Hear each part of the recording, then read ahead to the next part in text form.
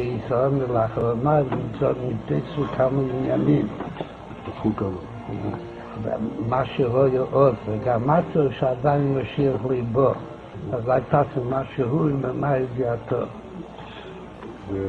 עושים.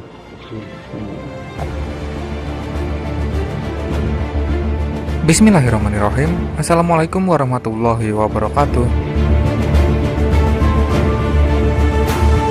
Saat mendengar kata Dajjal, kebanyakan orang langsung memikirkan sebuah makhluk seram yang memiliki mata satu. Namun sebenarnya hal tersebut tidaklah benar, karena Dajjal sendiri memiliki bentuk seperti manusia biasa yang memiliki dua mata. Namun mata Dajjal ini buta sebelah. Turunnya laknatullah ini adalah fitnah terberat manusia di zaman akhir. Tak ada manusia yang akan bisa melawan Dajjal ini selain Nabi Isa alaihissalam yang nantinya turun ke bumi untuk menjadi juru selamat.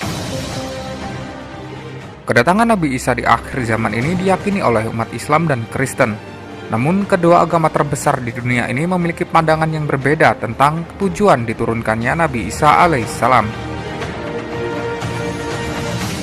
Umat Yahudi juga sangat meyakini kelak di akhir zaman akan turun Mesias yang akan memimpin Yahudi menguasai dunia. Tetapi bukan Nabi Isa seperti yang diyakini Islam dan Kristen. Yahudi menanti Mesias yang lain, sebab Yahudi mengingkari Nabi Isa alaihissalam. Bahkan Yahudi menyalib Nabi Isa ketika menyerukan ajakan untuk menyembah Allah. Walaupun pada dasarnya bukan Nabi Isa lah yang sebenarnya mereka salib. Menurut pandangan Islam, Mesias yang diyakini Yahudi ini adalah Dajjal. Sedangkan menurut pandangan Kristen, Dajjal yang disebutkan Islam adalah Antichrist, seperti yang tertulis dalam Alkitab. Anak-anakku, waktu ini adalah waktu yang terakhir, dan seperti yang telah kamu dengar, bahwa Antikristus akan datang. Sekarang telah bangkit banyak Antikristus. Dari hal inilah kita mengetahui bahwa waktu ini benar-benar waktu yang terakhir. Yahudi menantikan kehadiran Mesias sejak lama. Salah satu untuk mempercepat kedatangan Mesias mereka atau Dajjal ini adalah para ilmuwan Yahudi merekayasa genetik lembu merah atau heifer yang akan dijadikan sesembahan mereka membangun bait suci, yang sudah pernah dibahas dalam video sebelumnya. Bangsa Yahudi meyakini dan berusaha melakukan segala cara untuk mempercepat turunnya Mesias mereka. Langkah pertama yang diambil Zionis untuk menyambut datangnya Mesias adalah mengembalikan bangsa Yahudi di Palestina. Over 100 years ago, the Jewish people began their long migration back to Palestine. Then, the biggest war the world has ever seen, the First World War in 1914, means that the Jews are to come closer to a homeland. The British want allies in the Middle East.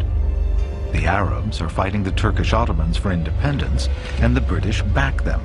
British ally Russia is losing the will to continue, and believing the Jews could influence the Russians, the British back Jewish claims for a homeland. The Arabs and the Zionists felt more and more that conflicting promises had been made to each of them, promising Palestine. After the war, the Germans are defeated. The Middle East is divided between the British and the French. Palestine is now governed by Britain. Their fateful decision in 1919 to adopt the Jewish claim for a homeland as official policy is to affect the Holy Land from that moment on. The British mandate was designed specifically to bring about the creation of a national home for the Jews, which ultimately meant a state, with no similar commitment to self-government or independence or statehood for the indigenous inhabitants, in other words, the Palestinian Arabs. Encouraged by the attitude of the British, 35,000 Jews emigrate to Palestine over the next 4 years. Palestinian unease about the influx leads to riots against the Jews and the British, culminating in the 3-year Arab Revolt of 1936. The Palestinians are crushed by the British and their leadership destroyed. The Jews continue to arrive, although the British start limiting numbers. The end of the Second World War makes the question of a recognized homeland a priority.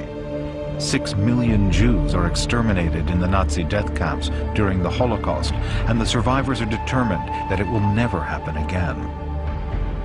With no safe haven in Europe, because countries turned them away, they looked to the land of Palestine, a land the Jewish Bible, the Torah, calls Israel. But the Palestinian Arabs don't want any more Jews immigrating, and to keep the peace, the British limit the influx, turning boatloads away. Horrified by the British attitude and fearful that they might lose their claim to a homeland, some Zionists turned to terrorism.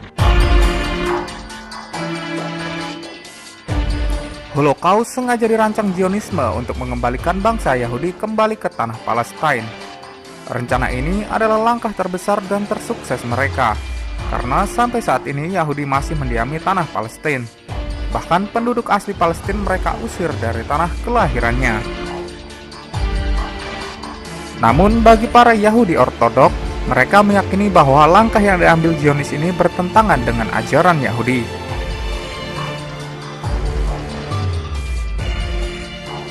Mereka merasa tak perlu mendirikan negara Israel, karena mereka sudah ribuan tahun hidup berdampingan dengan Arab Palestina.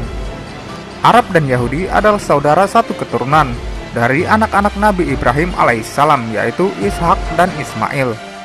Zionism is the belief that Jewish people should have their own nation.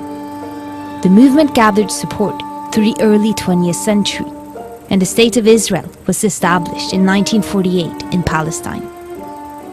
Right from the start, Haredi Jews, known as ultra-Orthodox, voiced their opposition. Not only did they fear the rise of secularism, they also believed Jewish people shouldn't have their own state before the coming of the Messiah. Over time, some ultra-Orthodox groups softened their attitudes, and they began to enjoy the benefits of Israel. Others have maintained their opposition. And on the most radical end of the anti-Zionist spectrum is the Neturei Karta. Yahudi Ortodok meyakini bahwa haram hukumnya jika mendirikan negara Israel di tanah Palestina sebelum Mesias datang. Pada akhirnya mereka kebanyakan memilih meninggalkan tanah Palestina, berhijrah ke Eropa dan Amerika. A country that's your country. No, we are not willing to die for a country which is forbidden according to the Jewish people. You're unbelievable. Mashiach not going to come for you guys. So Mashiach is going to come for you. No, yeah? You know what Jewish at all. You're Jewish. Yes, we're Jewish. You're not allowed to be Jewish. You can't be Jewish. The illegal occupation is not supported by Judaism. Sebagian dari Yahudi Ortodok ini memilih tetap tinggal di Palestina, dan mereka berseru menolak Zionisme. Tak sedikit pula yang pada akhirnya mereka memilih menjadi seorang mu'alaf. Salah satunya adalah Michael Chernovka. Dia adalah Yahudi ekstrim yang menyatakan keislamannya, mengungkapkan semangatnya ingin melihat Khilafah Islamiyah tegak dan Al-Quds sebagai ibu kotanya.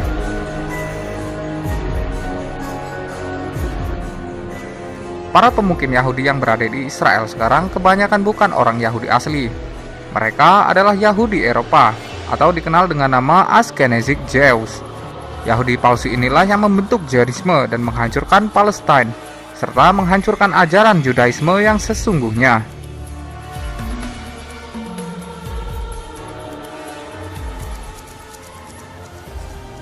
Target utama dari aksi Zionisme adalah mengambil wilayah Yerusalem. Walaupun sebagian besar wilayah Palestina sudah didapatkan, namun Yerusalem atau Darussalam sampai saat ini masih menjadi wilayah sengketa. Tetapi Israel adalah bangsa yang gigih dan menggunakan segala cara agar mendapatkan wilayah ini. Seperti yang diungkapkan oleh Rabi Yahudi pada Perdana Menteri Israel, Benjamin Netanyahu.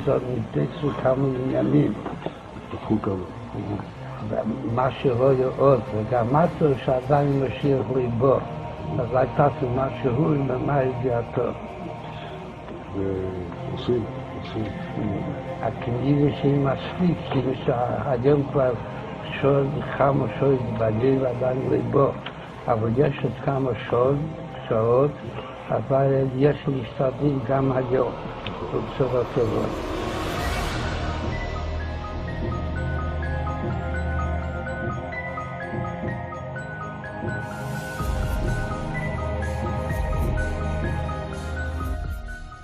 Hanya sedikit dari negara Timur Tengah yang membantu Palestina. Salah satunya adalah negara Turki, dengan presidennya Erdogan yang sangat setia membantu saudara kita di Palestina.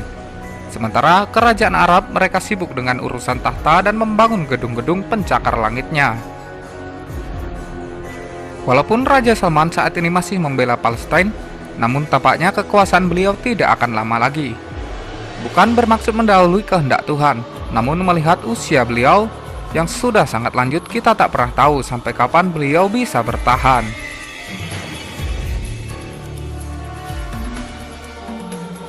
Presiden Erdogan adalah presiden yang paling berani menentang kezaliman yang dilakukan sekutu Israel terhadap Palestina. Kudüs, Sayın Trump, Müslümanların kırmızı çizgisidir.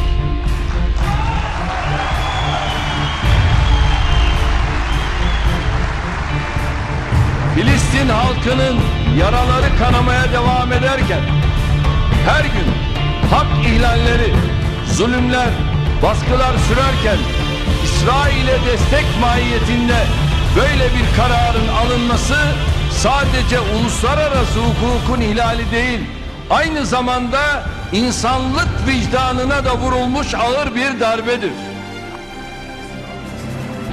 Negara Turki juga sangat keras terhadap Amerika. Dan pada akhirnya Amerika Serikat menggunakan dolar sebagai senjata untuk menjatuhkan legitimasi politik Erdogan. Lira mata uang Turki terperosok tajam terhadap dolar Amerika Serikat pada 10 Agustus lalu. Presiden Donald Trump melakukan serangannya ke Turki dengan menggandakan tarif Amerika Serikat atas impor aluminium dan baja Turki. Sebagai pembalasan, Turki meningkatkan tarif pada beberapa produk asal Amerika Serikat, termasuk alkohol dan produk tembakau serta produk mobil. Turki juga justru diselamatkan oleh Qatar yang menggelontorkan 15 miliar dolar Amerika Serikat untuk investasi di pasar keuangan dan perbankan. Erdogan juga meminta kepada warga Turki untuk berbondong-bondong menjual dolar dan euro untuk membantu pemulihan mata uang lira.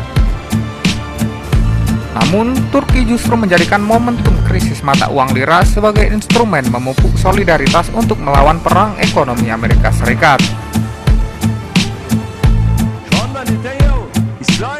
Dalam pidatonya, Presiden Erdogan menyatakan sampai kapanpun tak akan membiarkan Al-Quds berada di tangan Zionisme.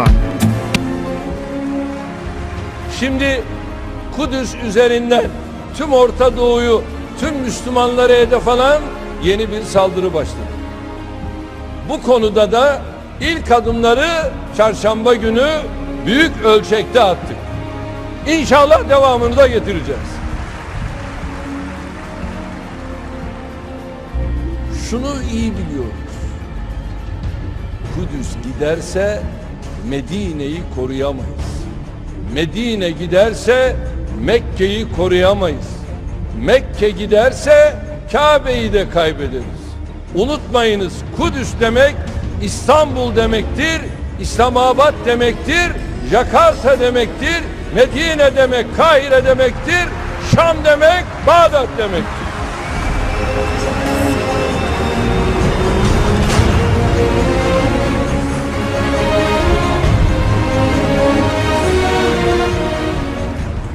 Kabe demek tüm Müslümanlar olarak hepimizin şerefi, namusu, onuru, haysiyeti, varlık gayesi demek. Biz bunların hiçbirinden vazgeçemeyiz. Allah'ın emrine ve ecdadın emanetine sahip çıkmak için ne gerekiyorsa bunu yapacağız. Presiden Erdogan tahu betul jika Al-Quds sampai jatuh di tangan Amerika dan Israel, maka kota-kota Islam yang lain akan hancur. Itu artinya agama Islam di dunia akan semakin lemah. Benim bir yol arkadaşım Abdullah